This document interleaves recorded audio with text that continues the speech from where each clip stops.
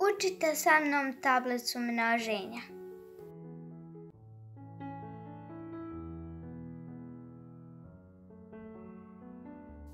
2 puta 1 jednako je 2. 2 puta 2 jednako je 4. 2 puta 3 jednako je 6.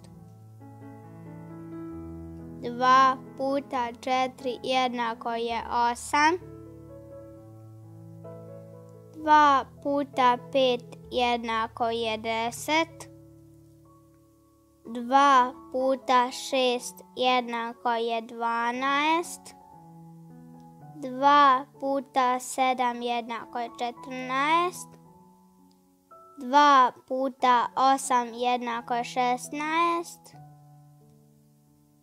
2 puta 9 jednako je 18. 2 puta 10 jednako je 20.